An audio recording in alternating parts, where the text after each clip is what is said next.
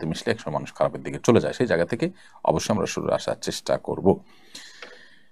এরপরে প্রশ্ন হলো যে শাতিমা রাসূলের শরঈ বিধান কি, শাতিমা রাসূলের শাস্তি কি? শাতিমা রাসূল বা রাসূল আকরাম সাল্লাল্লাহু আলাইহি ওয়াসাল্লামকে অবমাননাকারী এবং গালমন্দকারীর শাস্তি সবচেয়ে চরম শাস্তি। তাদের শাস্তি হলো মৃত্যুদণ্ড। এই ব্যাপারে সারা বিশ্বের সমস্ত উলামা ইকরাম একমত, কারো কোনো ভিন্ন মত নেই। নবী করিম সাল্লাল্লাহু আলাইহি ওয়াসাল্লামকে গালমন্দ করলে, তাকে আপনার কটূক্তি করলে, তার অবমাননা করলে সেটিকে ইসলামী শরিয়াতের সবচাইতে কঠোর অপরাধ হিসাবে বিবেচনা করা হয় এবং এটা ক্ষমার অযোগ্য অপরাধ। যদি তিনি তওবা করে ফিরে আসেন তাহলে সেক্ষেত্রে আল্লাহ সুবহানাহু ওয়া তাআলার কাছে তিনি ক্ষমা পেতে পারেন।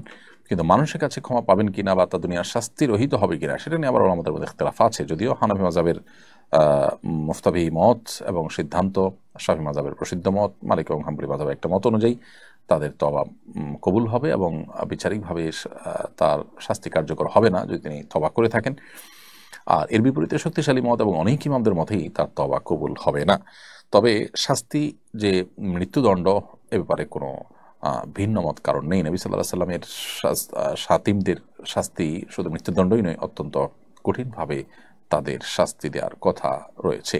বিশেষ করে কোন একটি আয়াত এক্ষেত্রে খুবই গুরুত্বপূর্ণ এবং দ্রষ্টব্য।